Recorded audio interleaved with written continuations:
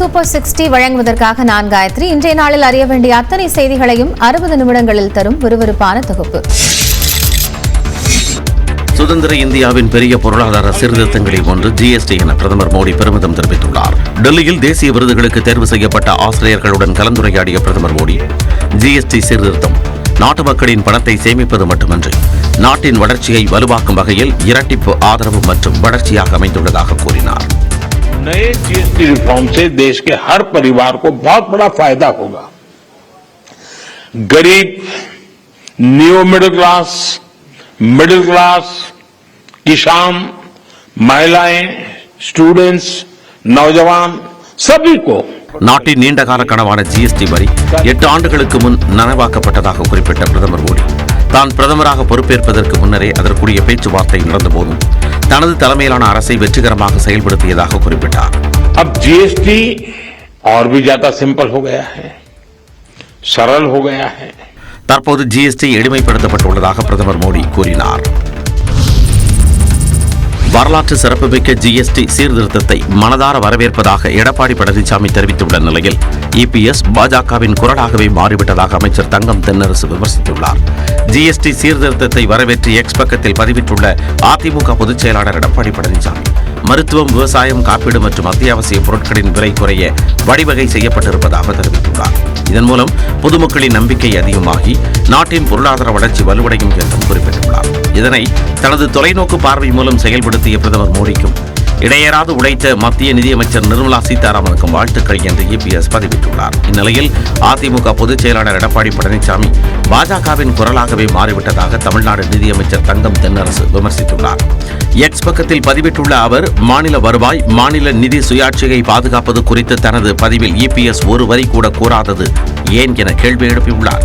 தேர்தல் நெருங்கும் சூழலில் பாஜகவுடன் கூட்டணி வைத்து தமிழக மக்களின் நிதி நலனையும் உரிமைகளையும் எடப்பாடி பழனிசாமி புறக்கணிப்பதாகவும் அமைச்சர் தங்கம் தென்னரசு விமர்சித்துள்ளார். ஜிஎஸ்டி அறிமுகமாகி 8 ஆண்டுகளுக்கு பிறகு தங்கள் தவறை உணர்ந்து மத்திய அரசு திருத்திக் கொண்டதாக மத்திய முன்னாள் நிதியமைச்சர் ப. சிதம்பரம் விமர்சித்துள்ளார். இந்த சட்டத்தை அமல்படுத்திய போதே இது தவறு, இதை போன்ற பல்வேறு வரி விகிதங்களை வைக்காதீர்கள் என்று அறிவுறுத்தினார். ஆனால் அன்று பிரதமரோ நிதியமைச்சரோ மற்ற அமைச்சர்களோ நாங்கள் சொன்னதை கேட்கவில்லை. 8 ஆண்டுகள் நடுத்தர மக்களை, ஏழை மக்களை கசக்கி பிழிந்தார். இத்தனை ஆண்டுகளாக மக்கள் அதிகப்படியான ஜிஎஸ்டியை செலுத்தி வந்ததாக ப. சிதம்பரம் குற்றம் சாட்டினார். இன்று 5% பொருத்தம் என்றால் ஏன் போன வருஷம் பொருந்தாது, 3 வருஷத்துக்கு முன்னாடி பொருந்தாது? அவர்களை கசக்கி பிழிந்து அவர்களுடைய பணத்தை எல்லாம் வரியாக வசூலித்து இப்பொழுதாவது அவர்களுக்கு மனம் திருந்தி அறிவு தெளிந்து இந்த வரி விகிதங்களை குறைத்திருக்கிறார்கள் என்பதற்காக அவர்களை பாராட்டி. மத்திய அரசின் ஜிஎஸ்டி நடைமுறையை அரசின் அப்போதைய தலைமை பொருளாதார ஆலோசகர் அரவிந்த் சுப்பிரமணியன் எதிர்த்ததையும் ப. சிதம்பரம் சுட்டிக்காட்டினார். 1,76,000 ஆசிரியர்களுக்கு சிறப்பு டெட் தேர்வு நடத்தலாமா என ஆலோசித்து வருவதாக அமைச்சர் அன்பில் மகேஷ் பொய்யாமொழி கூறியிருக்கிறார்.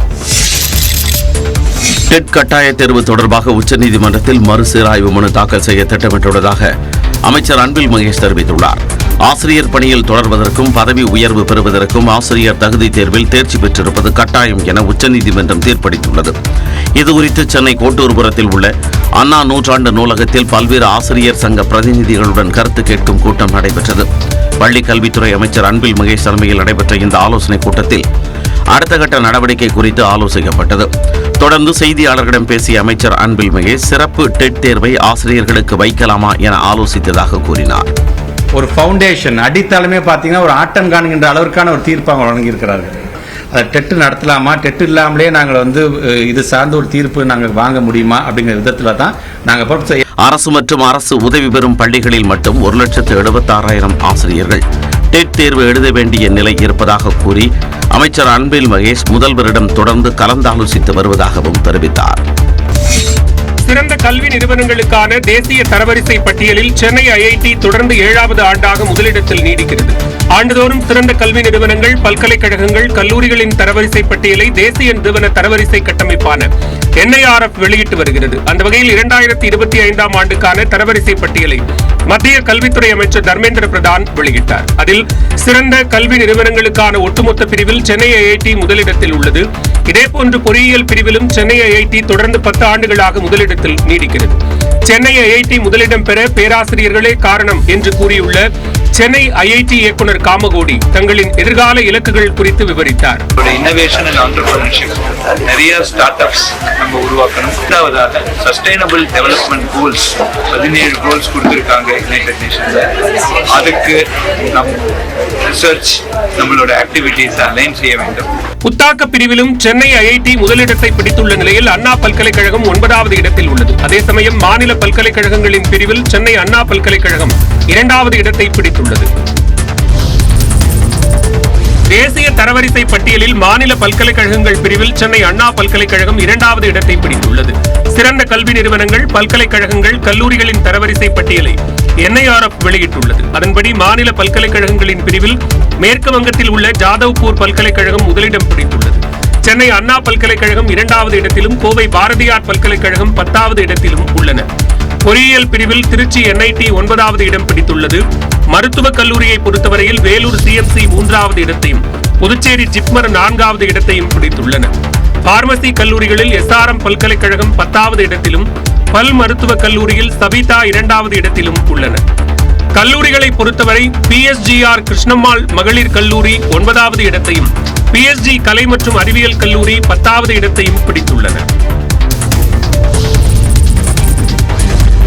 NIRF தரவரிசை பட்டியல் மூலம் தமிழ்நாடு உயர்கல்வியில் சிறந்து விளங்குவது மீண்டும் ஒருமுறை நிரூபணமாகியுள்ளதாக முதலமைச்சர் மு க ஸ்டாலின் பெருமிதம் தெரிவித்துள்ளார். நாட்டின் சிறந்த உயர்கல்வி நிறுவனங்களின் தரவரிசை பட்டியலை மத்திய அரசு வெளியிட்டுள்ளது. இது குறித்து தனது எக்ஸ் பக்கத்தில் பதிவிட்டுள்ள முதலமைச்சர் ஸ்டாலின், இந்தியாவின் தலை சிறந்த 100 உயர்கல்வி நிறுவனங்களில் 17 உயர்கல்வி நிறுவனங்கள் தமிழ்நாட்டில் இருப்பதை சுட்டிக்காட்டியுள்ளார். தலை சிறந்த 100 கல்லூரிகளில் 33ம், தலை சிறந்த 50 மாநில பல்கலைக்கழகங்களில் 10ம் என அதிக கல்வி நிறுவனங்களுடன் தமிழ்நாடு முதன்மையான இடத்தை பெற்றிருப்பதாக அவர் பெருமிதம் தெரிவித்துள்ளார். அனைவரையும் உள்ளடக்கி அனைத்து பகுதிகளுக்கும் பரவிய அனைத்து பின்னணியில் இருந்து வரும் மாணவர்களையும் வரவேற்று வாய்ப்பளிக்கும் தமிழ்நாட்டின் உயர்கல்வி சூழலுக்கு கிடைத்த வெற்றி இது என்றும் முதலமைச்சர் ஸ்டாலின் தனது பதிவில் கூறியுள்ளார். மேலும் தமிழ்நாடு உயர்கல்வியில் சிறந்து விளங்குவது மீண்டும் ஒருமுறை நிரூபணமாகியுள்ளதாக பதிவிட்டுள்ளார். அதிமுக பொதுச் செயலாளர் எடப்பாடி பழனிசாமியுடன் அதிருப்தியில் இருப்பதாக கூறப்படும் நிலையில் அதிமுக மூத்த தலைவர் செங்கோட்டையன் இன்று செய்தியாளர்களை சந்திக்கிறார். எம்ஜிஆர் கட்சி தொடங்கியது முதலே அதிமுகவில் இருந்து வரும் செங்கோட்டையன் ஜெயலலிதா தலைமையிலும் பல்வேறு பொறுப்புகளை வகித்து வந்துள்ளார். ஜெயலலிதா மறைவிற்கு பின் செங்கோட்டையன் முதலமைச்சர் ஆவார் என எதிர்பார்க்கப்பட்ட நிலையில் திடீரென எடப்பாடி பழனிசாமி முதலமைச்சரானார். இதைத் தொடர்ந்து கட்சியில் தனக்கு உரிய மரியாதை வழங்குவதில்லை, ஈரோடு இடைத்தேர்தலின் போது தன்னிடம் ஆலோசிக்கவில்லை என செங்கோட்டையன் தொடர்ந்து அதிருப்தியில் இருந்ததாக கூறப்பட்டது. குறிப்பாக கடந்த பிப்ரவரி மாதம் நடந்த அத்திக்கடவு அவிநாசி திட்ட பாராட்டு விழாவில் எம்ஜிஆர் ஜெயலலிதா புகைப்படங்கள் இல்லாதது குறித்து செங்கோட்டையன் வெளிப்படையாக தனது அதிருப்தியை வெளிப்படுத்தியிருந்தார். தொடர்ந்து EPS பெயரை உச்சரிப்பதை தவிர்த்து வந்த செங்கோட்டையன் அடுத்தடுத்து அமித்ஷா மற்றும் நிர்மலா சீதாராமனை சந்தித்தது பேசுபொருளானது. இந்நிலையில் ஈரோடு மாவட்டம் கோபிச்செட்டிப்பாளையத்தில் உள்ள அதிமுக அலுவலகத்தில் இன்று காலை 9 மணி அளவில் செய்தியாளர்களை சந்திப்பதாக கூறியுள்ள செங்கோட்டையன் பல்வேறு விவகாரங்கள் குறித்து மனம் திறக்க உள்ளார். தமிழ்நாட்டில் இன்னும் 3 நாட்களில் மீண்டும் கனமழை தொடங்க வாய்ப்புள்ளது. தமிழ்நாட்டில் செப்டம்பர் 8ஆம் தேதி 6 மாவட்டங்களில் கனமழை பெய்ய வாய்ப்புள்ளதாக சென்னை வானிலை ஆய்வு மையம் தெரிவித்துள்ளது. மேற்கு திசை காற்றின் வேக மாறுபாடு காரணமாக தமிழ்நாட்டில் செப்டம்பர் 7ஆம் தேதி வரை ஓரிரு இடங்களில் இடிமின்னலுடன் கூடிய மிதமான மழை பெய்ய வாய்ப்புள்ளதாக குறிப்பிடப்பட்டுள்ளது. செப்டம்பர் 8ஆம் தேதி ராமநாதபுரம், சிவகங்கை, புதுக்கோட்டை, தஞ்சாவூர், திருவாரூர் மற்றும் நாகப்பட்டினம் மாவட்டங்களில் ஓரிரு இடங்களில் கனமழை பெய்யக்கூடும் என்றும், செப்டம்பர் 9ஆம் தேதி கோயம்புத்தூர் மாவட்டத்தின் மலைப்பகுதிகள், நீலகிரி மற்றும் தேனி மாவட்டங்களில் ஓரிரு இடங்களில் கனமழை பெய்ய வாய்ப்புள்ளதாகவும் கணித்துள்ளது. அதே நேரத்தில் இன்று தமிழ்நாட்டின் ஒரு சில இடங்களில் அதிகபட்ச வெப்பநிலை 3 டிகிரி செல்சியஸ் வரை அதிகரிக்கக்கூடும் என்றும் வானிலை மையம் தெரிவித்துள்ளது. சென்னை மற்றும் புறநகர் பகுதிகளில் வானம் ஓரளவு மேகமூட்டத்துடன் காணப்படும் என்றும், ஓரிரு இடங்களில் லேசான மழைக்கு வாய்ப்புள்ளதாகவும் கூறப்பட்டுள்ளது. இந்தியா அமெரிக்கா இடையிலான உறவு வலுவாக இருப்பதாக மத்திய தொழில்துறை அமைச்சர் பியூஷ் கோயல் தெரிவித்தார். நியூஸ் 18 குழும ஆசிரியர் ராகுல் ஜோஷிக்கு அளித்த பிரத்யேக பேட்டியில் இந்தியா அமெரிக்கா நட்புறவு குறித்த விமர்சனங்கள் தற்காலிகமானது என்றும், இரு நாடுகளின் உறவு முக்கியத்துவம் வாய்ந்தது மற்றும் வலுவானது என்றும் கூறினார். Irrespective, we will continue to be friends We will continue to be engaged with the United States, and I'm sure we will continue to have greater economic relationships, defense relationships, greater interest in a safe, fair and secure Indo-Pacific. In some sense, it's a very multi-dimensional relationship. அமெரிக்காவுடனான தற்போதைய நிலை விரைவில் முடிவுக்கு வரும் என்றும் America India உறவு பரஸ்பர நம்பிக்கை மற்றும் பகிரப்பட்ட மதிப்புகளின் அடிப்படையில் கட்டமைக்கப்பட்டது என்றும் பியூஷ் கோயல் தெரிவித்தார். உக்ரைன் மீதான ரஷ்யாவின் ராணுவ நடவடிக்கையை கச்சா எண்ணெய் வாங்குவதன் மூலம் இந்தியா ஊக்குவிப்பதாக டிரம்பின் பொருளாதார ஆலோசகர் பீட்டர் நாவரோ விமர்சித்தது அதிர்ச்சி அளிப்பதாகவும் அரசின் கருத்தை தாண்டி அந்த விவகாரத்தில் பீட்டரின் தனிப்பட்ட கருத்தாகவே தான் பார்ப்பதாக பியூஷ் கோயல் கூறினார். ஜிஎஸ்டி சீர்திருத்தம் இந்தியா அமெரிக்க வர்த்தக பதற்றத்தை குறைக்கும் என மத்திய தொழில்துறை அமைச்சர் பியூஷ் கோயல் தெரிவித்துள்ளார். நியூஸ் 18 குழும ஆசிரியர் ராகுல் ஜோஷிக்கு பிரத்யேக பேட்டி அளித்த அவர் ஜிஎஸ்டி சீர்திருத்தம் இந்திய பொருளாதாரம் மற்றும் பிரதமர் மோடியின் தற்சார்பு இந்தியா திட்டத்திற்கு ஊக்கமளிக்கும் என்றார். When you reduce the price for tractors, tractor parts, all other farm equipment, you are helping the farmer modernize, helping him improve his productivity. When you make the two-wheeler cheaper or a small car cheaper of 1200 cc, the aspirational middle class, the young man and woman who wants to have a two-wheeler gets encouraged and is able to afford.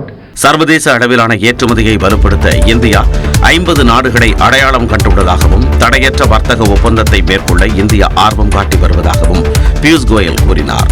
Digital முறையிலான அடிப்படை கட்டமைப்புகளை மேம்படுத்த அரசு தொடர்ந்து முக்கியத்துவம் கொடுத்து வருவதாக பியூஷ் கோயல் கூறினார்.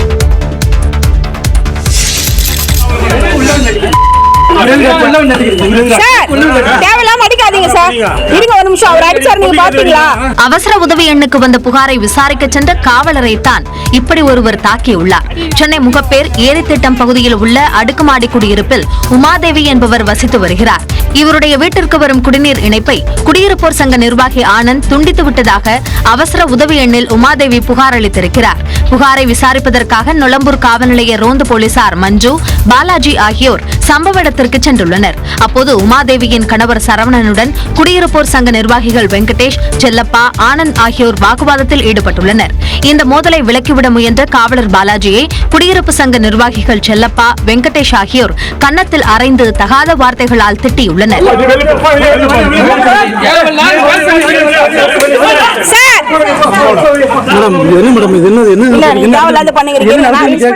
காயமடைந்த காவலர் பாலாஜி ராஜீவ்காந்தி அரசு மருத்துவமனையில் அனுமதிக்கப்பட்டுள்ளார். காவலரை தாக்கிய வெங்கடேஷ், செல்லப்பா ஆகிய இருவரும் கீழ்ப்பாக்கம் அரசு மருத்துவமனையில் அனுமதிக்கப்பட்ட நிலையில் கைது செய்யப்பட்டனர். கடலூர் கேஎன்பேட்டையில் தண்ணீர் வாளியில் தவறி விழுந்த 1.5 வயது குழந்தை உயிரிழந்தது சோகத்தை ஏற்படுத்தியுள்ளது. சிவசங்கரன், ஞானசௌந்தரி தம்பதியினருக்கு 1.5 வயதில் இரட்டை பெண் குழந்தைகள் உள்ள நிலையில் குணஸ்ரீ என்ற குழந்தை விளையாடிக் கொண்டிருக்கும் போது தண்ணீர் வாளியில் தவறி விழுந்துள்ளது. சிறிது நேரம் கழித்து குழந்தையை காணாத பெற்றோர் தேடி உள்ளனர். தண்ணீர் வாளியில் சுயநினைவின்றி கிடந்த குழந்தையை மீட்டு கடலூர் அரசு மருத்துவமனைக்கு கொண்டு சென்றனர். அப்போது பரிசோதித்த மருத்துவர்கள் குழந்தை ஏற்கனவே இறந்துவிட்டதாக தெரிவித்த நிலையில் பெற்றோர் கதறி அழுதனர். குழந்தையின் இறப்பு குறித்து திருப்பாதிரி புலியூர் போலீசார் விசாரணை மேற்கொண்டு வருகின்றனர். சென்னையில் வளர்ப்பு நாய்களுக்கு அடுத்த மாதம் முதல் மைக்ரோசிப் பொருத்துவது கட்டாயம் என மாநகராட்சி முடிவு செய்துள்ளது. இதற்காக 2 லட்சம் மைக்ரோசிப்புகள் கொள்முதல் செய்யப்பட்டுள்ளதாக கூறப்பட்டுள்ளது. இந்த மைக்ரோசிப்புகளை பொருத்துவது எப்படி என தனியார் மற்றும் அரசு கால்நடை மருத்துவமனைகளுக்கு விரைவில் வழிகாட்டு நெறிமுறைகள் வழங்கப்படும் என எதிர்பார்க்கப்படுகிறது. வளர்ப்பு நாய்களுக்கு தடுப்பூசி போட வரும்போது மைக்ரோசிப் பொருத்துமாறு அறிவுறுத்த திட்டமிட்டுள்ளது. அவ்வாறு பொருத்தாத நாயின் உரிமையாளர்களுக்கு 3000 ரூபாய் அபராதம் விதிக்கவும் சென்னை மாநகராட்சி முடிவு செய்துள்ளதாக தெரிகிறது. இவ்வாறு மைக்ரோசிப் பொருத்தப்படும் நாய்களை அதற்கான செயலி மூலம் கண்காணிக்க சென்னை மாநகராட்சி முடிவு செய்துள்ளது. தற்போது வரை 11000 தெருநாய்களை மைக்ரோசிப் பொருத்தி கண்காணித்து வருவதாக சென்னை மாநகராட்சி தரப்பில் தெரிவிக்கப்பட்டுள்ளது. இயற்கை சீற்றத்தால் சேதமடைந்த பயிர்களுக்கு இந்தியாவிலேயே அதிக நஷ்ட ஈடு வழங்கியது அதிமுக அரசுதான் என எடப்பாடி பழனிசாமி கூறியுள்ளார். அலங்காநல்லூர் ஜல்லிக்கட்டில் திமுக அரசு டோக்கன் சிஸ்டம் கொண்டு வந்து உள்ளூர் மக்களுக்கு முன்னுரிமை வழங்காமல் ஊழல் செய்து வருவதாக எதிர்க்கட்சித் தலைவர் எடப்பாடி பழனிசாமி குற்றம் சாட்டியுள்ளார். சோழவந்தான் சட்டமன்ற தொகுதிக்குட்பட்ட வாடிப்பட்டியில் எடப்பாடி பழனிசாமி பரப்புரை மேற்கொண்டார். அப்போது பேசிய அவர் இயற்கை சீற்றத்தால் சேதமடைந்த பயிர்களுக்கு இந்தியாவிலேயே அதிக நஷ்டஈடு வழங்கியது அதிமுக அரசுதான் என்றார். அலங்காநல்லூர் என்று கருதுகிறேன். அந்த பகுதிக்கு நான் முதலமைச்சர் இருந்த பொழுது உங்களுடைய அழைப்பை ஏற்று நேரடியாக வந்து முதல்ல அந்த கோயில் காளை என்று கருதுகிறேன், அந்த கோயில் காளையை அந்த ஜல்லிக்கட்டு போட்டியில முதல் அவிழ்த்து விட்டு உங்களுக்கு புகழ் சேர்க்கப்பட்டது. மீண்டும் அதிமுக ஆட்சி மலர்ந்தவுடன் இந்த ஜல்லிக்கட்டு விளையாட்டு உலக புகழ்பெற்ற விளையாட்டாக உருவாக்கி காட்டப்படும். அதிமுக அரசு ஆட்சிக்கு வந்தால் தாலிக்கு தங்கம் திட்டம் மீண்டும் தொடங்கப்படும் எனவும் எடப்பாடி பழனிசாமி உறுதியளித்தார்.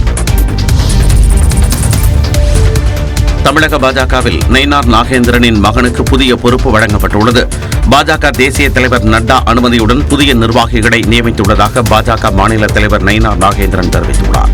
அதன்படி சுற்றுச்சூழல் பாதுகாப்பு பிரிவு அமைப்பாளராக கோபிநாத் அறிவிக்கப்பட்டுள்ளார். ஆன்மீக மற்றும் கோயில் மேம்பாட்டு பிரிவு அமைப்பாளராக ஷெல்வியும், விளையாட்டு மற்றும் திறன் மேம்பாட்டு பிரிவு அமைப்பாளராக நயினார் நாகேந்திரனின் மகன் நயினார் பாலாஜியும் நியமனம் செய்யப்பட்டுள்ளனர். நயினார் பாலாஜி ஏற்கனவே மாநில இளைஞரணி துணைத் தலைவர் பொறுப்பில் இருந்த நிலையில் புதிய பொறுப்பு வழங்கப்பட்டுள்ளது. அரசு தொடர்பு மற்றும் மத்திய நலத்திட்டங்கள் பிரிவு அமைப்பாளராக சூரிய நாராயணனும், பிரச்சார பிரிவு அமைப்பாளராக பாண்டியராஜும் நியமனம் செய்யப்பட்டுள்ளனர். தமிழ் இலக்கியம் மற்றும் தமிழ் மேம்பாட்டு பிரிவு அமைப்பாளராக முன்னாள் எம்எல்ஏ அன்பழகன் நியமனம் செய்யப்பட்டுள்ளார். அதேபோல உள்ளாட்சி மேம்பாட்டு பிரிவு, வர்த்தக பிரிவு என 25 பிரிவுகளுக்கு நயினார் நாகேந்திரன் அமைப்பாளர்களை அறிவித்துள்ளார். டாஸ்மாக் கடைகளில் காலி மதுபான பாட்டில்களை திரும்பப் பெறும் திட்டத்தை தமிழகம் முழுவதும் நவம்பர் 30ஆம் தேதிக்குள் அமல்படுத்த வேண்டும் என சென்னை உயர்நீதிமன்றம் உத்தரவிட்டுள்ளது. மலைப்பகுதிகளில் மதுபான பாட்டில்கள் வீசப்படுவதை தடுக்க ஒவ்வொரு பாட்டிலுக்கும் 10 ரூபாய் அதிகம் வைத்து விற்பனை செய்துவிட்டு காலி பாட்டில்களை திரும்ப தரும் பட்சத்தில் 10 ரூபாயை திரும்ப அளிப்பது என காலி பாட்டில்களை திரும்ப பெறும் திட்டத்தை அமல்படுத்த சுற்றுச்சூழல் மற்றும் வன பாதுகாப்பு தொடர்பான வழக்குகளை விசாரிக்கும் சிறப்பு அமர்வு உத்தரவிட்டிருந்தது. இது சம்பந்தமான வழக்குகள் நீதிபதிகள் என் சதீஷ்குமார், டி பரத சக்கரவர்த்தி அடங்கிய சிறப்பு அமர்வில் இன்று மீண்டும் விசாரணைக்கு வந்தன. அப்போது டாஸ்மாக் தரப்பில் காலி பாட்டில்களை திரும்பப் பெறும் திட்டம் மாநிலத்தில் 15 மாவட்டங்களில் முழுமையாக அமல்படுத்தப்பட்டுள்ளது என்றும் 7 மாவட்டங்களில் பகுதி அளவுக்கு அமல்படுத்தப்பட்டுள்ளது என்றும் தெரிவித்த அரசு தரப்பு மாநிலம் முழுவதும் திட்டத்தை அமல்படுத்த அவகாசம் வழங்க வேண்டும் என கோரிக்கை விடுத்தது. காலி பாட்டில்களை திரும்பப் பெறும் திட்டத்தை அமல்படுத்த வழங்கிய அவகாசம் ஏற்கனவே முடிவடைந்து விட்டதை சுட்டிக்காட்டிய நீதிபதிகள் நவம்பர் 30ஆம் தேதிக்குள் தமிழகம் முழுவதும் அமல்படுத்த வேண்டும் என உத்தரவிட்டு விசாரணையை அக்டோபர் 10ஆம் தேதிக்கு தள்ளி வைத்தனர். டெல்லி, ஜம்மு காஷ்மீர், தெலங்கானா உள்ளிட்ட மாநிலங்களில் வெள்ளப்பெருக்கு தொடர்வதால் சேதத்தின் அளவும் அதிகரித்து வருகிறது.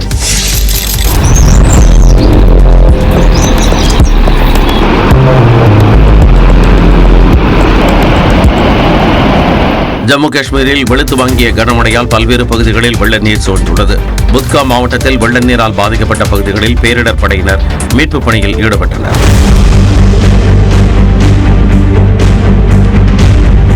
அதேபோல அனந்த்நாக் பகுதியில் காவல்துறையினர் மீட்புப் பணியில் இறங்கினர்.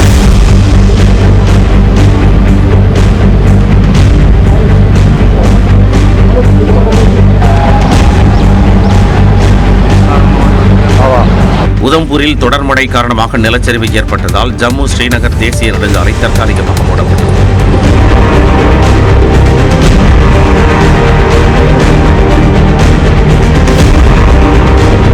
இந்நிலையில் மழை பாதித்த பகுதிகளை முதலமைச்சர் உமர் அப்துல்லா நேரில் ஆய்வு செய்தார்.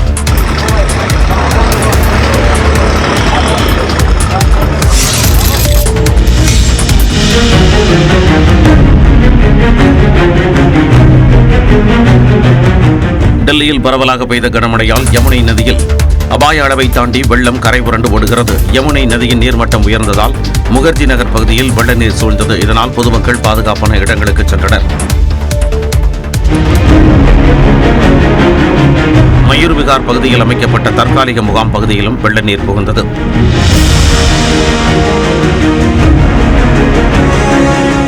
அதேபோல மதன்பூர் காதர் விஸ்வகர்மா காலனி குடியிருப்பு பகுதியை வெள்ள நீர் சூழ்ந்தது. அங்கு பேரிடர் படையினர் மீட்புப் பணியில் ஈடுபட்டனர்.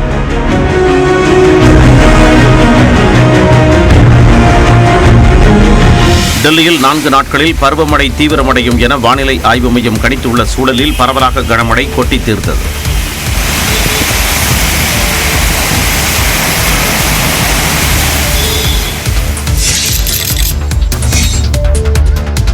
இந்தியா முழுவதும் பல்வேறு மாநிலங்களில் கனமழை கொட்டி தீர்த்ததில் பல பகுதிகளில் பொதுமக்களின் இயல்பு வாழ்க்கை முடங்கியது. ராஜஸ்தான் மாநிலம் அஜ்மீரில் பெய்த கனமழையால் ஜவஹர்லால் நேரு மருத்துவமனை பகுதியில் வெள்ள நீர் பெருக்கெடுத்து ஓடியது. அஜ்மீர் பிகானேர் நெடுஞ்சாலை சேதமடைந்ததால் வாகனங்கள் சேற்றில் சிக்கின. ट्रक को नहीं निकाला जा रहा है। ये देख सकते हैं आगे का ट्रक कितना मिट्टी में धसा हुआ है। ये पूरा डीजल का टैंक। பஞ்சாப் மாநிலம் அமிர்தசரஸில் வெள்ளத்தால் பாதிக்கப்பட்ட பகுதிகளை மத்திய வேளாண் அமைச்சர் சிவராஜ் சிங் சௌகான் டிராக்டரில் சென்று பார்வையிட்டார்.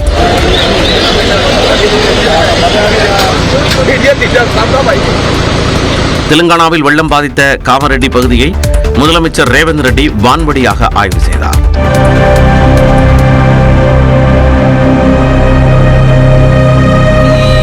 ஹரியானா மாநிலம் யமுனை நகரில் யமுனா நதியின் நீர்மட்டம் தொடர்ந்து உயர்ந்து வருவதால் நதிக்கரையில் மக்கள் பூஜை செய்து வழிபாடு நடத்தினர்.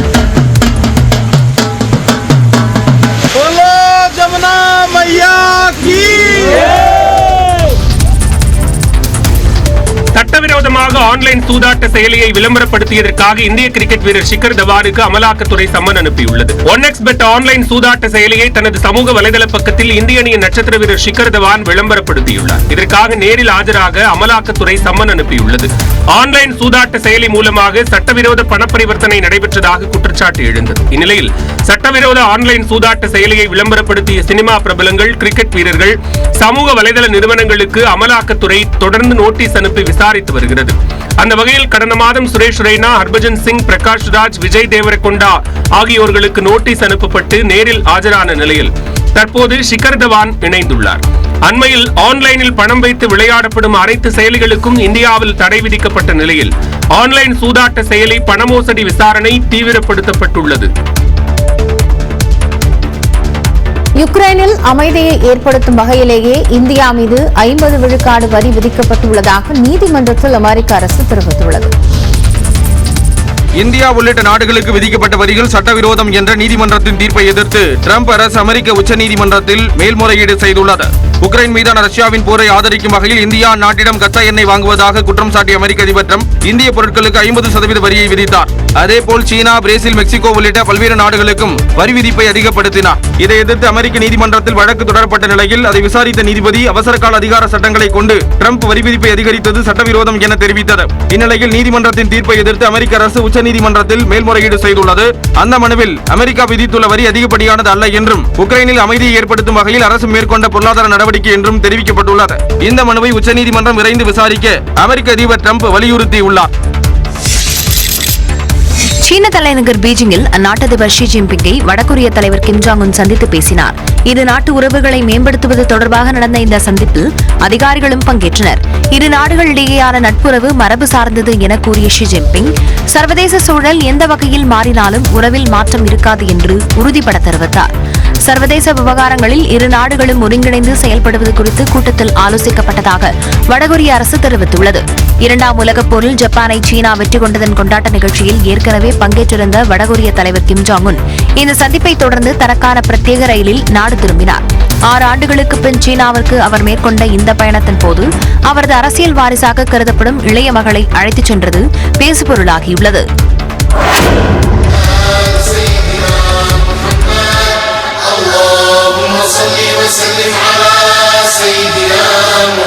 நபிகள் நாயகத்தின் பிறந்த நாளையொட்டி ஏமனில் நடைபெற்ற சிறப்பு தொழுகை கூட்டத்தின் ஒரு பகுதிதான் இது. இஸ்லாமியர்களின் இறை தூதராக கருதப்படும் நபிகள் நாயகத்தின் பிறந்த நாள் உலகம் முழுவதும் கொண்டாடப்படுகிறது. ஏமன் தலைநகர் சனாவில் கூடிய ஆயிரக்கணக்கான ஹவுத்தி பிரிவினர் சிறப்பு தொழுகையில் ஈடுபட்டனர்.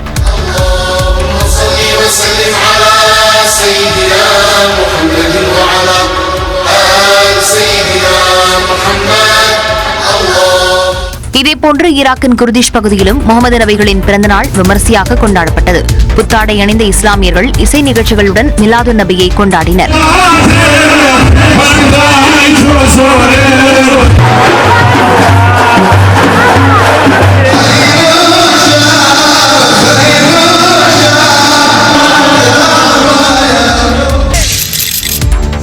விஜய் அழைத்தாலும் அரசியலுக்கு செல்லும் எண்ணம் இல்லை என நடிகை ஐஸ்வர்யா ராஜேஷ் தெரிவித்துள்ளார். மதுரை KK நகரில் தனியார் நகைக்கடை திறப்பு விழாவில் நடிகை ஐஸ்வர்யா ராஜேஷ் கலந்து கொண்டார். அப்போது அவருடன் செல்ஃபி எடுக்க ஏராளமான ரசிகர்கள் குவிந்தனர். பெண் ஒருவரை தள்ளிவிட்டு ரசிகர் ஒருவர் செல்ஃபி எடுக்க முண்டியடித்த நிலையில் அவரை ஐஸ்வர்யா ராஜேஷ் அன்பாக கடிந்து கொண்டார்.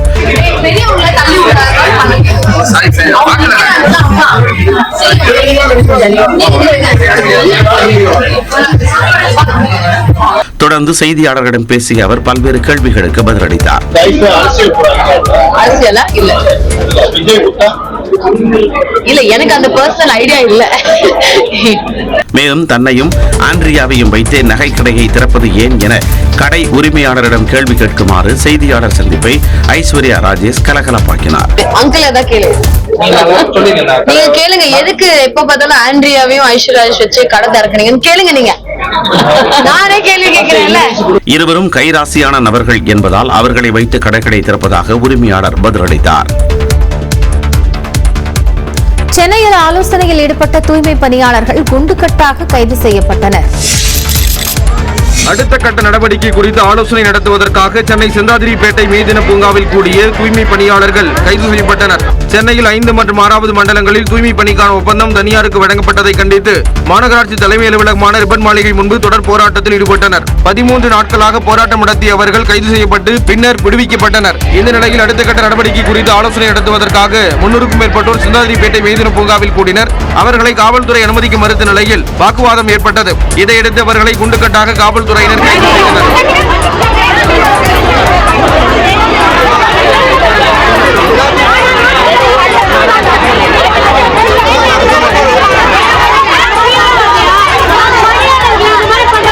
மேதின பூங்கா முன்பு ஏராளமான போலீசார் குவிக்கப்பட்டதால் பரபரப்பான சூழல் உருவானது.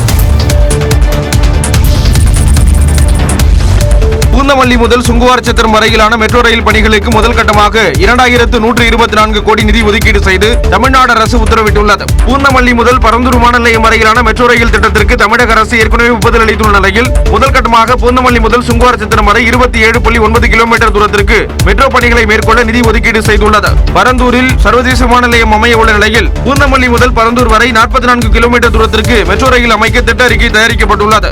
இந்த திட்டம் பூந்தமல்லியிலிருந்து ஸ்ரீபெரும்புத்தூர் வழியாக 19 மெட்ரோ நிலையங்களை உள்ளடக்கி 2 கட்டங்களாக செயல்படுத்தப்பட உள்ளது. அதன்படி முதற்கட்டமாக பூந்தமல்லி முதல் சுங்குவார் சத்திரம் வரை நிலம் கையகப்படுத்துதல், மரங்களை வெட்டுதல், மீண்டும் நடுதல், சாலை உள்ளிட்ட பணிகளுக்காக 2126 கோடி நிதி வழங்கப்பட்டுள்ளது. சமீபத்தில் சென்னை விமான நிலையம் முதல் கிளாம்பாக்கம் வரை மெட்ரோ விரிவாக்க பணிக்காக தமிழக அரசு 1964 கோடி ஒதுக்கீடு செய்தது குறிப்பிடத்தக்கது. கிருஷ்ணகிரி மாவட்டம் ஓசூரில் தேசிய நெடுஞ்சாலையில் ஏற்பட்ட கடும் போக்குவரத்து நெரிசலால் வாகனங்கள் 3 கிலோமீட்டர் தூரத்திற்கு அணிவகுத்து நின்றன. பெங்களூரு சென்னை தேசிய நெடுஞ்சாலையில் சிப்காட் பகுதியில் கடந்த 2 நாட்களுக்கு மேலாக மேம்பாலம் அமைக்கும் பணி நடைபெறுகிறது. ஆமை வேகத்தில் நடைபெறும் இந்த பணியால் நெடுஞ்சாலையில் செல்லும் வாகனங்கள் அடிக்கடி போக்குவரத்து நெரிசலில் சிக்கி தவிக்கும் நிலை உள்ளது.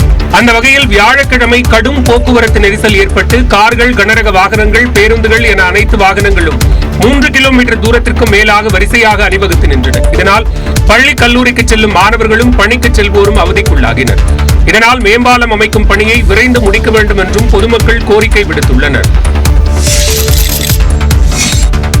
திருவள்ளூர் மாவட்டம் ஆவடி அருகே மூளைச்சாவடைந்து உடல் உறுப்பு தானம் செய்த 500வது கொடையாளருக்கு தமிழ்நாடு அரசு சார்பில் மரியாதை செய்து அமைச்சர்கள் அஞ்சலி செலுத்தினர்.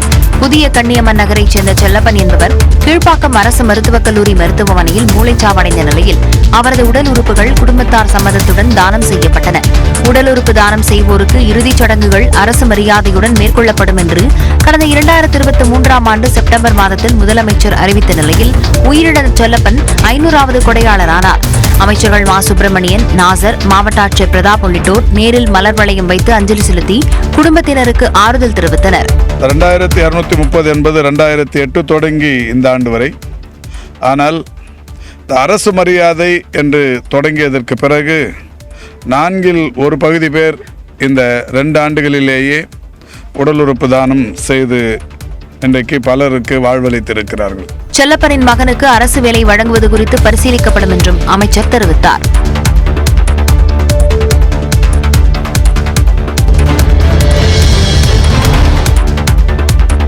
அரசு கலை, அறிவியல் மற்றும் கல்வியியல் கல்லூரிகளில் இளநிலை மற்றும் முதுநிலை பாடப்பிரிவுகளுக்கான மாணவர் சேர்க்கைக்கான இணையதள விண்ணப்ப பதிவு வசதி செப்டம்பர் 30ஆம் தேதி வரை நீட்டிக்கப்பட்டுள்ளது. இது தொடர்பாக உயர்கல்வித்துறை அமைச்சர் கோவி செழியன் வெளியிட்டிருக்கும் செய்தியில், புதுமை பெண், தமிழ் புதல்வன், நான் முதல்வன் போன்ற திட்டங்களால் உயர்கல்வியில் சேர மாணவர்களிடையே ஆர்வம் உயர்ந்து வருவதாக தெரிவித்துள்ளார். இதனை கருத்தில் கொண்டு அரசு கல்லூரி இல்லாத பகுதிகளில் நடப்பாண்டில் மட்டும் புதிதாக 15 அரசு கலை மற்றும் அறிவியல் கல்லூரிகள் தொடங்கப்பட்டிருப்பதாகவும், மாணவர்களின் தேவைக்கேற்ப 15,000க்கும் மேற்பட்ட இடங்கள் பல்வேறு பாடப்பிரிவுகளில் உருவாக்கப்பட்டிருப்பதாகவும் கூறியுள்ளார். இணையதளத்தில் விண்ணப்ப பதிவு மேற்கொள்ள தவறவிட்ட மாணாக்கர்களும் உயர்கல்வி பெற வேண்டும் என்ற நோக்குடன் செப்டம்பர் 30ஆம் தேதி வரை விண்ணப்பிக்க அவகாசம் வழங்கப்பட்டுள்ளது.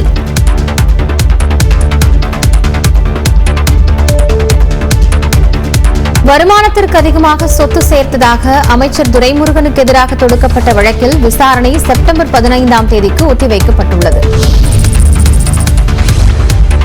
வருமானத்திற்கு அதிகமான சொத்து சேர்த்த வழக்கில் அமைச்சர் துரைமுருகனுக்கு எதிராக பிறப்பிக்கப்பட்ட பிடிவாரண்டை வரும் செப்டம்பர் 15ஆம் தேதி அமல்படுத்த சென்னை சிறப்பு நீதிமன்றம் உத்தரவிட்டுள்ளது. கடந்த 2006-2011ஆம் ஆண்டு திமுக ஆட்சி காலத்தில் பொதுப்பணித்துறை அமைச்சராக பதவி வகித்த அமைச்சர் துரைமுருகன் வருமானத்திற்கு அதிகமாக 1,40,00,000 ரூபாய் சொத்துக்கள் சேர்த்ததாக 2011ஆம் ஆண்டில் லஞ்ச ஒழிப்புத்துறை வழக்கு பதிவு செய்தது. இவ்வழக்கில் அமைச்சர் துரைமுருகன் மற்றும் அவரது மனைவி சாந்தகுமாரி இருவரையும் விடுவித்து வேலூர் சிறப்பு நீதிமன்றம் 2017ஆம் ஆண்டு ஜனவரியில் உத்தரவிட்டிருந்தது. இதை எதிர்த்து லஞ்ச ஒழிப்புத்துறை தாக்கல் செய்த வழக்கை விசாரித்த சென்னை உயர்நீதிமன்றம் அமைச்சர் துரைமுருகன் மற்றும் அவரது மனைவியை விடுவித்த வேலூர் நீதிமன்ற உத்தரவை ரத்து செய்தது. பின்னர் இந்த வழக்கை விசாரித்த சென்னை சிறப்பு நீதிமன்றம் அமைச்சர் துரைமுருகன் அவரின் மனைவியை ஆஜர்படுத்த பிடிவாரண்ட் பிறப்பித்தது. இந்நிலையில் இந்த வழக்கு சிறப்பு நீதிமன்ற நீதிபதி பக்தவச்சலு முன் விசாரணைக்கு வந்தது. அப்போது அமைச்சர் துரைமுருகன் ஆஜராகவில்லை. மனைவி சாந்தகுமாரி ஆஜராகி தனக்கு எதிராக பிறப்பிக்கப்பட்ட பிடிவாரண்டை திரும்பப் பெற கோரி மனு தாக்கல் செய்தார். அதை ஏற்று பிடிவாரண்டை திரும்பப் பெற்று நீதிபதி உத்தரவிட்டார். பின்னர் வழக்கின் விசாரணையை செப்டம்பர் 15ஆம் தேதிக்கு தள்ளி வைத்த நீதிபதி அமைச்சர் துரைமுருகனுக்கு எதிராக பிறப்பிக்கப்பட்ட பிடிவாரண்டை அமல்படுத்த காவல்துறைக்கு உத்தரவிட்டார். அதிமுக பொதுச் செயலாளராக எடப்பாடி பழனிசாமி தேர்வு செய்யப்பட்டதை எதிர்த்த வழக்கை சென்னை உயர்நீதிமன்றம் நிராகரித்துள்ளது. 2022ஆம் ஆண்டு ஜூலை 11ஆம் தேதி நடந்த பொதுக்குழு கூட்டத்தில் பொதுச் செயலாளராக எடப்பாடி பழனிசாமி தேர்வானார். அதனையும் பொதுக்குழு தீர்மானங்களையும் எதிர்த்து திண்டுக்கல்லைச் சேர்ந்த சூரியமூர்த்தி என்பவர் சென்னை உரிமையியல் நீதிமன்றத்தில் வழக்கு தொடர்ந்தார். அந்த வழக்கை நிராகரிக்க கோரி எடப்பாடி பழனிசாமி தாக்கல் செய்த மனுவை கடந்த ஜூலை மாதம் சென்னை உரிமையியல் நீதிமன்றம் தள்ளுபடி செய்தது. அதனை எதிர்த்து சென்னை உயர்நீதிமன்றத்தில் எடப்பாடி பழனிசாமி தரப்பில் மேல்முறையீடு செய்யப்பட்டது. இருதரப்பு வாதங்களையும் கேட்ட நீதிபதி பாலாஜி தீர்ப்பை ஒத்திவைத்தார். இந்நிலையில் தீர்ப்பளித்த நீதிபதி பாலாஜி எடப்பாடி பழனிசாமி தரப்பின் வாதங்களை ஏற்று சூரியமூர்த்தியின் வழக்கை நிராகரிக்க மறுத்த உரிமையியல் நீதிமன்ற உத்தரவை ரத்து செய்து உத்தரவிட்டார். அதேபோன்று சென்னை உரிமையியல் நீதிமன்றத்தில் சூரியமூர்த்தி தாக்கல் செய்திருந்த வழக்கையும் நிராகரித்து ஆணையிட்டார். பாமக தலைவர் அன்புமணி நடைப்பயணத்தின் போது திமுக மீது அவதூறுகளை அள்ளி வீசுவதாக அமைச்சர் MRK பன்னீர்செல்வம் குற்றம் சாட்டியுள்ளார். கடலூரில் செய்தியாளர்களை சந்தித்த அவர் முதலமைச்சர் மு.க.ஸ்டாலினுக்கு நிகராக தமிழ்நாட்டில் எந்த தலைவரும் இல்லை என்று கூறினார். நடைப்பயணத்தின் போது எதையாவது பேச வேண்டும் என்பதற்காக திமுகவை அன்புமணி விமர்சிப்பதாக தெரிவித்தார். அன்புமணி அவரு நடக்கிறதுக்கு ஒரு காரணம். மேலும் எதிர்க்கட்சித் தலைவர் எடப்பாடி பழனிசாமி பேசுவதெல்லாம் பொய்யாக இருப்பதால் அவர்களது கூட்டணியில் இருப்பவர்கள் ஒவ்வொருவராக வெளியேறி வருவதாகவும் இதனால் தேசிய ஜனநாயக கூட்டணி வலுவிழந்து வருவதாகவும் கூறினார். பேசுவதெல்லாம் பொய்யாக பேசுகிறார். அதை நம்பாம அவருடைய கூட்டணி இருந்தவர்களும் ஒன்றொன்றாக கண்டு அவருக்கு பலவீனப்பட்டு போயிருக்கிறார். திமுக அரசு தேர்தல் வாக்குறுதிகளை நிறைவேற்றி வருவதாகவும் மக்கள் அதற்கான பலன்களை அனுபவித்து வருவதாகவும் தெரிவித்துள்ளார். தேசிய ஜனநாயக கூட்டணியில் இருந்து விலகிய முடிவை டிடிவி தினகரனும் ஓ பன்னீர்செல்வமும் மறுபரிசீலனை செய்ய வேண்டும் என தமிழக பாஜக முன்னாள் தலைவர் அண்ணாமலை வலியுறுத்தியுள்ளார். சென்னையில் செய்தியாளர்களிடம் பேசிய அவர் இருவரும் பெருந்தன்மை மிக்க அரசியல் தலைவர்கள் என்றும் தங்களது முடிவை பரிசீலனை செய்வார்கள் என்றும் நம்பிக்கை தெரிவித்தார். கண்டிப்பா நீங்க உங்களுடைய முடிவை மறுபரிசீலனை செய்ய வேண்டும் என்று அண்ணன் டிடிவி அவர்கள்ட்ட வேண்டுகோள் வைத்திருக்கின்றோம். நானும் வச்சிருக்கேன், அதே மாதிரி நிறைய பேர் வச்சிருக்கிறாங்க. ஆனால் அண்ணன் அவர்கள் பரிசீலனை செய்வார்கள் என்கின்ற நம்பிக்கை எனக்கு இருக்குங்க. அதே நேரம் பாஜக அணியில் இருந்தால் மிகப்பெரிய தோல்வியை தடுவோம் என்ற அச்சத்தில் டிடிவி தினகரன் அந்த கூட்டணியை விட்டு வெளியேறியிருப்பதாக காங்கிரஸ் மாநில தலைவர் செல்வ பெருந்தகை விமர்சித்துள்ளார். அவருக்கு இப்பொழுதுதான் தெரிந்திருக்கிறது, இது தமிழ்நாட்டிற்கு உகந்த கூட்டணி அல்ல, தமிழ்நாட்டு மக்கள் ஏற்றுக்கொள்ளுகின்ற கூட்டணி இல்லை. ஆகையால் நாமும் இந்த பாஜக அணியில் இருந்தால் மிகப்பெரிய தோல்வியை தழுவுவோம் என்ற அடிப்படையில் அவர் வெளியேறி இருக்கிறார். டிடிவி தினகரனை போன்று பிற கூட்டணி கட்சிகளும் பாஜகவை விரைவில் புரிந்து கொள்வார்கள் என்று செல்வ பெருந்தகை தெரிவித்தார். தொண்டர்கள் விரும்பும் கூட்டணி விரைவில் அறிவிக்கப்படும் என பாமக தலைவர் அன்புமணி தெரிவித்துள்ளார். சேலம் மாவட்டத்தில் பல்வேறு நிகழ்ச்சிகளில் பாமக தலைவர் அன்புமணி பங்கேற்றார். அப்போது நிகழ்ச்சி ஒன்றில் தொண்டர்கள் மத்தியில் பேசிய அவர் திமுக அரசு வாக்குறுதிகள் நிறைவேற்றுவதில் ஃபெயில் மார்க் வாங்கியிருப்பதாக விமர்சித்தார். திமுகவுடைய வாக்குறுதியில 13 விழுக்காடு தான் திமுக நிறைவேற்றிருக்கிறார்கள். வெறும் 13. ஒரு எக்ஸாம்னா 35 தான் பாஸ் மார்க். திமுக வாங்கினது எவ்வளவு? 13 மார்க் தான் வாங்கியிருக்கு. ஃபெயில் ஆயிடுச்சு. ஒரு 4 மாசம் தான் பொறுத்துங்க. அப்ப நம்ம ஆட்சி தான். நீங்க எதிர்பார்க்கிற கூட்டணி விரைவில் அறிவிக்கப்படும். பின்னர் சேலம் விமான நிலையத்தில் செய்தியாளர்களிடம் பேசிய அன்புமணி திமுக உதவியுடன் தான் அன்புமணி எம்பி ஆனார் என்ற அமைச்சர் ஏவ வேலுவின் கருத்துக்கு பதிலளித்தார். அதன்படி திமுக தனித்து போட்டியிட்டால் பாமக தனித்து போட்டியிட தயங்காது என்றார். பாமக தனியாக போட்டியிட தயங்காது. செப்டம்பர் 13ஆம் தேதி முதல் தவேக தலைவர் விஜய் தமிழ்நாடு முழுவதும் சுற்றுப்பயணம் மேற்கொள்ள உள்ளதாக தகவல் வெளியாகியுள்ளது. தமிழ்நாடு சட்டமன்ற தேர்தலுக்கு சில மாதங்களே உள்ள நிலையில் தமிழக வெற்றிக் கழக தலைவர் விஜய் தமிழ்நாடு முழுவதும் மக்கள் சந்திப்பு நிகழ்வுகளில் ஈடுபட திட்டமிட்டுள்ளார். அதன்படி வரும் 13ஆம் தேதி முதல் தவேக தலைவர் விஜய் சுற்றுப்பயணம் மேற்கொள்ள உள்ளதாக தகவல் வெளியாகியுள்ளது. விஜயின் சுற்றுப்பயணம் 10 வாரங்களாக திட்டமிடப்பட்டுள்ளதாகவும் 3 கட்டங்களாக பயணத்தை மேற்கொள்ள முடிவு செய்துள்ளதாகவும் கூறப்படுகிறது. மேலும் திருச்சி அல்லது அதை சுற்றியுள்ள ஏதாவது ஒரு மாவட்டத்தில் இருந்து பயணத்தை தொடங்க விஜய் திட்டமிட்டுள்ளதாகவும் தகவல் வெளியாகியுள்ளது. கட்சியின் நிர்வாக வசதிக்காக மாவட்டங்களை 120ஆக பிரித்து நிர்வாகிகள் நியமிக்கப்பட்டுள்ள நிலையில் அதில் நாள் ஒன்றுக்கு 2 மாவட்டங்களுக்கு விஜய் செல்லும் வகையில் திட்டத்தை வடிவமைக்க ஆலோசனை நடப்பதாகவும் தகவல் வெளியாகியுள்ளது. சக மனிதர்களை நேசிப்பவர்கள்தான் சமூகத்திற்கான மாற்றங்களை உருவாக்கி இருப்பதாக நியூஸ் 18 தமிழ்நாடு தொலைக்காட்சி ஆசிரியர் கார்த்திகை செல்வன் தெரிவித்தார். திண்டுக்கல்லில் MVM பெண்கள் மேல்நிலைப் பள்ளியில் 12வது புத்தக திருவிழா நடைபெற்று வருகிறது. புத்தக காட்சியில் அன்பின்றி அமையாது உலகு என்ற தலைப்பில் நடந்த நிகழ்ச்சியில் நியூஸ் 18 தமிழ்நாடு தொலைக்காட்சி ஆசிரியர் கார்த்திகை செல்வன் கலந்து கொண்டு உரையாற்றினார். அப்போது பேசிய அவர் அறிவு சார்ந்த ஒரு சமூகம் மிக அவசியமானது என்றார். சக மனிதர்களை நேசித்தால் தீண்டாமையே இருக்காது என்றும் உறுதிபட தெரிவித்தார். இயற்கையின் படைப்பில் எல்லோரும் ஒன்று, எல்லாருமே ஒண்ணுதான். அப்படின்னா வெவ்வேறாக இருக்க முடியாதுல்ல. சமநீதி, இந்த சமநீதி தான் சமூக நீதி, வேற ஒன்றும் இல்லை. சக மனிதனை நேசிப்பதுங்கிறது தான் சமூக நீதி. சமூக நீதிங்கிறது ஒரு பெரிய அரசியல் சொல்லாடலாம் எடுத்துக்காதீங்க. சக மனிதர்களை நேசிப்பவர்கள்தான் சமூகத்திற்கான திட்டங்கள் மற்றும் சமூகத்திற்கான மாற்றங்களை உருவாக்கி இருப்பதாகவும் கார்த்திகை செல்வன் தெரிவித்தார். மதுரை மீனாட்சி அம்மன் கோவில் மற்றும் உபகோவில்களின் சொத்துக்கள் எவ்வளவு என கேள்வி எழுப்பிய உயர்நீதிமன்ற மதுரை கிளை ஆவண பதிவேட்டை தாக்கல் செய்ய உத்தரவிட்டுள்ளது. ஆக்கிரமிப்பில் உள்ள மதுரை மீனாட்சி அம்மன் கோயில் சொத்துக்களை மீட்கவும் கோயிலை புனரமைத்து குடமுழுக்கு நடத்த உத்தரவிடக் கோரியும் உயர்நீதிமன்ற மதுரை கிளையில் பொதுநல மனு தாக்கல் செய்யப்பட்டது. இந்த மனு நீதிபதிகள் அனிதா சுமந்த், குமரப்பன் அமர்வில் விசாரணைக்கு வந்த நிலையில் மனுதாரர் எந்தெந்த இடங்களில் ஆக்கிரமிப்பு உள்ளது என கூறினால் உரிய நடவடிக்கை எடுக்கப்படும் என கோயில் நிர்வாகம் தரப்பில் தெரிவிக்கப்பட்டது. இதனை ஏற்க மறுத்த நீதிபதிகள் மனுதாரர் குறிப்பிட்டு சொன்னால்தான் ஆக்கிரமிப்பு தெரியுமா என கேள்வி எழுப்பினர். மேலும் கோயிலின் சொத்து ஆவணங்கள் நிர்வாகத்திடம் உள்ளபோது ஆக்கிரமிப்புகளை கண்டறிந்து நடவடிக்கை எடுக்க முடியாதா என கேள்வி எழுப்பினர். மதுரை மீனாட்சி அம்மன் கோவில் மற்றும் அதன் உபகோவில்களின் சொத்துக்கள் எவ்வளவு என கேட்ட நீதிபதிகள் சொத்துக்கள் தொடர்பான ஆவண பதிவேட்டை தாக்கல் செய்ய உத்தரவிட்டனர்.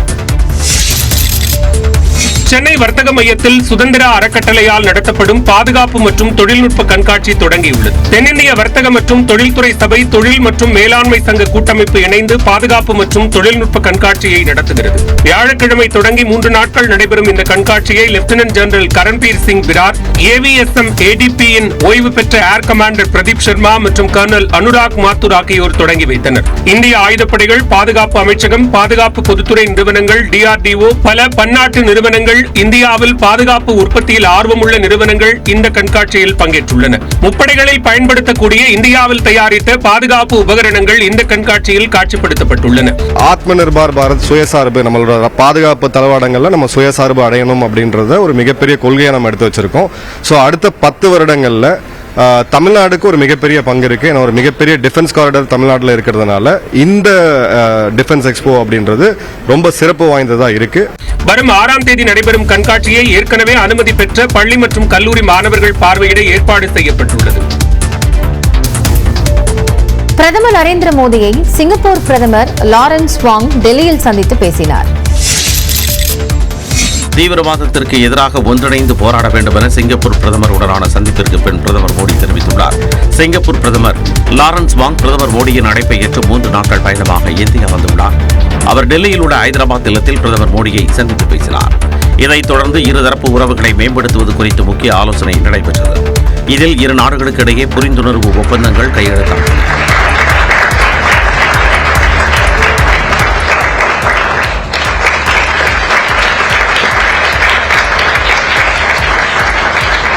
தொடர்ந்து பேசிய பிரதமர் மோடி தீவிரவாதத்திற்கு எதிரான எங்கள் போராட்டத்திற்கு ஆதரவளித்த சிங்கப்பூர் அரசுக்கு நன்றி கூறுவதாக தெரிவித்தார். पहलगाम में हुए आतंकवादी हमले के बाद भारत के लोगों के प्रति संवेदना और आतंकवाद के खिलाफ हमारी लड़ाई में समर्थन के लिए मैं प्रधानमंत्री वांग और सिंगापुर सरकार का आभार व्यक्त करता हूं. அவரை தொடர்ந்து பேசிய சிங்கப்பூர் பிரதமர் வாங் உலகளவில் பொருளாதாரத்தில் நிச்சயமற்ற தன்மை நிலவுவதாகவும் இந்த சூழலில் இந்தியா சிங்கப்பூர் இடையிலான கூட்டாண்மை முக்கியத்துவம் பெறுவதாகவும் கூறினார். ஹைதராபாத்தில் விநாயகருக்கு படைக்கப்பட்ட லட்டு 51,77,777 ரூபாய்க்கு ஏலத்தில் விற்பனை செய்யப்பட்டது. விநாயகர் சதுர்த்தியை ஒட்டி ஹைதராபாத் முழுவதும் பிரம்மாண்டமான உயரத்தில் விநாயகர் சிலைகளை அமைத்து பூஜைகள் செய்து வருகின்றனர். ராயதுர்கத்தில் உள்ள மைஹோம் வளாகத்தில் வைக்கப்பட்ட விநாயகர் சிலையை எடுத்துச் சென்று தண்ணீரில் கரைக்கும் நிகழ்ச்சி நடைபெற்றது. முன்னதாக விநாயகருக்கு சமர்ப்பிக்கப்பட்டிருந்த லட்டு ஏலத்தில் விற்பனை செய்யப்பட்டது. அப்போது அந்த லட்டுவை கம மாவட்டத்தில் உள்ள எலான் கிராமத்தைச் சேர்ந்த கொண்டப்பள்ளி கணேஷ் 51,77,777 ரூபாய்க்கு வாங்கினார். கடந்த ஆண்டு மைஹோம் விநாயகர் லட்டு 29 லட்சம் ரூபாய்க்கு ஏலத்தில் விற்பனையாக இருந்தது. விநாயகருக்கு படைக்கப்பட்ட லட்டுகளை வாங்கி விளைநிலங்களில் தெளித்தால் அந்த ஆண்டு விளைச்சல் பெருகும் என்பது தெலங்கானா மாநில பொதுமக்களின் நம்பிக்கையாக உள்ளதே இவ்வளவு விலை போனதற்கு காரணம் என கூறப்படுகிறது. பெரும் தொகை தந்து வாங்கிய லட்டினை நெருங்கிய உறவினர்களுக்கு பகிர்ந்தது போக மீதியை கிராம விளைநிலத்தில் தூவுவதை வழக்கமாக கொண்டுள்ளனர்.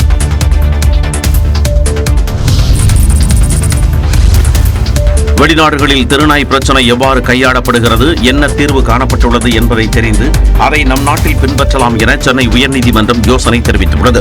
சென்னையில் உரிய பாதுகாப்பு நடைமுறைகளை பின்பற்றாமல் அழைத்துச் செல்லப்பட்ட ராட்வீலர் நாய்கள் கடித்து சிறுவர் சிறுமியர் வயதானோர் பாதிக்கப்பட்டுள்ளதால் ஆக்ரோஷமான நாய்களை தடை செய்வது அல்லது முறைப்படுத்துவதற்கு மாநகராட்சிக்கு உத்தரவிடக் கோரி பொதுநல வழக்கு தாக்கல் செய்யப்பட்டது. இந்த வழக்கு கடந்த முறை விசாரணைக்கு வந்தபோது திருநாய்களை பிடித்து கருத்தடை மற்றும் தடுப்பூசி போட்டு தனி காப்பகங்கள் அமைத்து பராமரிப்பது தொடர்பாக விரிவான திட்ட அறிக்கை தாக்கல் செய்ய உத்தரவு பிறப்பிக்கப்பட்டிருந்தது.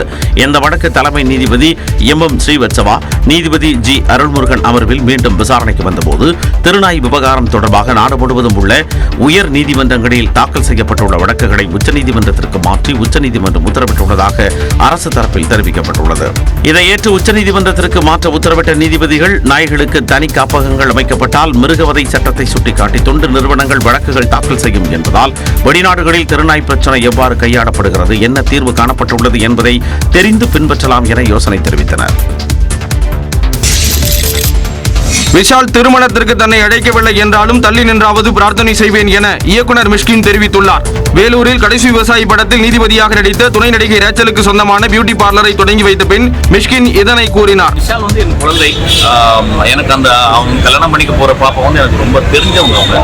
அவங்க எனக்கு ரொம்ப சந்தோஷம், அவங்க 2 பேரும் இணையிறது. நான் எப்பொழுதும் விஷாக்கா ப்ரே பண்ணுவேன், என்னை கூப்பிடவும் வேணாம், நான் தள்ளி நின்று நான் அவனுக்காக அன்னைக்கு ஃபுல்லா நான் அவனுக்காக ப்ரே பண்ணிப்பேன். சினிமாவில் இருக்கும் வரை விஜய் தம்பியாக இருந்ததாகவும் தற்போது அரசியல் தலைவர் ஆகிவிட்டதால் உறவு மாறிவிட்டதாக மிஷ்கின் கூறினார். அத்துடன் விஜய் கடும் உழைப்பாளி என்றும் புகழாரம் சூட்டியுள்ளார். தம்பி வந்து சினிமாவில் இருக்க வரைக்கும் நான் வந்து ரொம்ப தம்பியா அரசியல் தலைவர் வந்து எனக்கு அவருக்கு ஒரு வித்தியாசமா இருக்கு. நான் அரசியல் சொல்ல மாட்டேன், அவர் நான் பார்த்த வரைக்கும் நான் ஒர்க் பண்ணணும், உழைப்பாளி, ரொம்ப நல்ல மனுஷன். திருநாய் விவகாரம் தொடர்பாக படித்தவர்கள் கலந்து ஆலோசித்து சரியான முறையில் பொதுமக்களுக்கு விழிப்புணர்வு ஏற்படுத்த வேண்டும் என்றும் கேட்டுக்கொண்டார். மேலும் இளையராஜா நமக்கெல்லாம் தாய் தந்தை மாதிரி என்றும் அவரது பாடல் தாய்ப்பாலுக்கு நிகரானது என்றும் மிஷ்கின் பேசியுள்ளார். ரேயான், பாலிஸ்டர் உள்ளிட்ட நூல் ரகங்களுக்கு 12% 5% ஜிஎஸ்டி குறைக்கப்பட்டதற்கு வரவேற்பு தெரிவித்துள்ள தமிழ்நாடு விசைத்தறி சங்கங்களின் கூட்டமைப்பு மத்திய அரசுக்கு நன்றியும் தெரிவித்துள்ளது.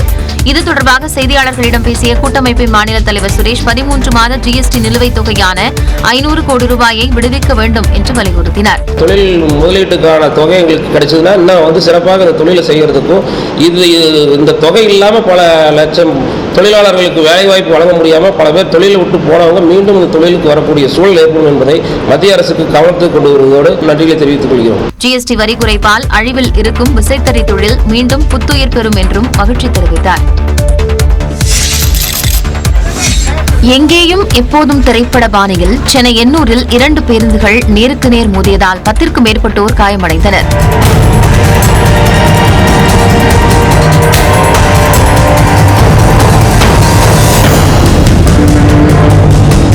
பிராட்வேயில் இருந்து எண்ணூர் நோக்கி சென்ற அரசு பேருந்து எண்ணூர் அனல்மின் நிலையம் அருகே கத்திவாக்கம் மேம்பாலத்தில் ஏறிய போது எதிரே வேகமாக இறங்கிய கல்லூரி பேருந்து மோதியது.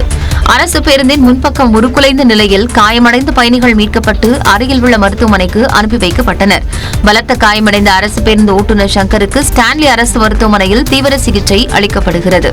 தீயணைப்பு மீட்புத் துறையினர் சம்பவ இடத்திலிருந்து பேருந்துகளை அப்புறப்படுத்தினர். இதனிடையே கல்லூரி பேருந்தை இயக்கிய ஓட்டுநர் மதுபோதையில் இருந்ததாக கூறப்படும் நிலையில் அது குறித்த விசாரணை நடைபெறுகிறது. கிட்னி திருட்டு விவகாரம் தொடர்பாக திமுக அரசை கண்டித்து திருச்சியில் ஆர்ப்பாட்டம் நடத்தப்படும் என்று அதிமுக பொதுச் செயலாளர் எடப்பாடி பழனிசாமி அறிவித்துள்ளார்.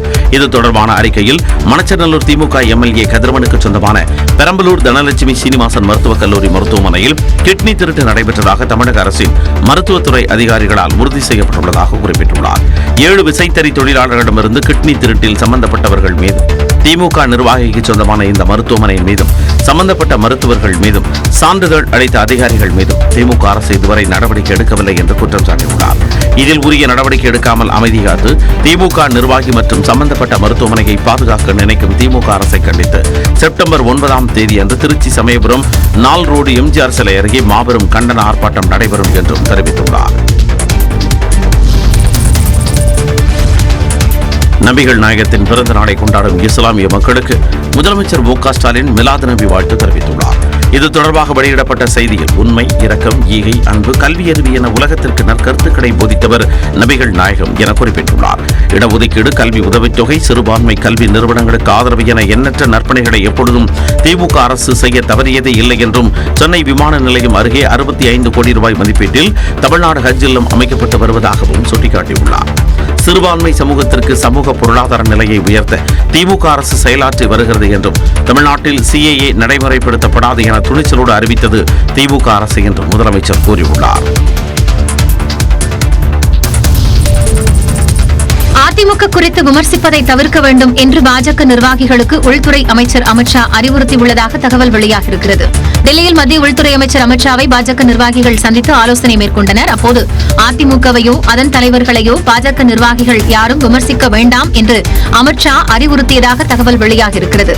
மேலும் அதிமுக பாஜக கூட்டணியை வலுப்படுத்தி ஒன்றிணைந்து செயல்பட வேண்டும் என்று கூறியதாகவும் தெரிகிறது. அண்மையில் தமிழ்நாடு வந்த மத்திய அமைச்சர் நிர்மலா சீதாராமன் கருத்து வேறுபாடுகளை புறந்தள்ளி கூட்டணியை நல்லபடியாக நடத்த வேண்டும் என்று வலியுறுத்தி இருந்தார். அமித்ஷாவின் இல்லத்தில் நடைபெற்ற ஆலோசனையில் மத்திய இணையமைச்சர் எல் முருகன், பாஜக மாநில தலைவர் நயினார் நாகேந்திரன், வானதி சீனிவாசன், பொன் ராதாகிருஷ்ணன் ஆகியோர் பங்கேற்ற நிலையில் அழைக்கப்படாததால் பாஜக முன்னாள் தலைவர் அண்ணாமலை பங்கேற்கவில்லை என்பது குறிப்பிடத்தக்கது. திருப்பத்தூர் அருகே தன்னை கைவிட்டு 2வது திருமணம் செய்யும் காதல் கணவரை கண்டித்து 10 மாத குழந்தையுடன் பெண் தர்ணா போராட்டத்தில் ஈடுபட்டது பரபரப்பை ஏற்படுத்தியது. கே. பந்தரப்பள்ளியைச் சேர்ந்த காளிமுத்து, சூரிய பிரபா ஜோடி வீட்டை எதிர்த்து காதல் திருமணம் செய்த நிலையில் 10 மாதத்தில் குழந்தை உள்ளது. கடந்த 1.5 ஆண்டுகளுக்கு முன் சூரிய பிரபாவை காளிமுத்து பிரிந்து சென்றதாக கூறப்படுகிறது. இந்நிலையில் காளிமுத்துவுக்கு 2வது திருமணம் செய்து வைக்க அவரது பெற்றோர் திட்டமிட்டுள்ளதாக கூறி சூரிய பிரபா காளிமுத்து வீட்டின் முன் தர்ணா போராட்டத்தில் ஈடுபட்டார். போராட்டத்தில் ஈடுபட்ட சூரிய பிரபா மற்றும் அவரது தந்தையை காளிமுத்து உறவினர்கள் தகாத முறையில் திட்டி தாக்கியதாக கூறப்படுகிறது. மேரேஜ் பண்ணாங்க. மேரேஜ் பண்ண 5 மாசம் கூட இருந்தாங்க. கூட இருந்துட்டு அப்புறம் போயிட்டாங்க. வேலைக்கு போறேன்னு சொல்லிட்டு போயிட்டு வரவே இல்லை. குழந்தை பிறந்து கூட வரல. எவ்வளவோ கெஞ்சி பார்த்தா கேட்டா அவங்ககிட்ட காசு இல்ல, என்னால வாழ முடியாது, என்னால என்ன பண்ண முடியும் பண்ணி எங்க அம்மா இருக்கிறாங்க. இந்த சம்பவம் தொடர்பாக போலீசார் விசாரித்து வருகின்றனர்.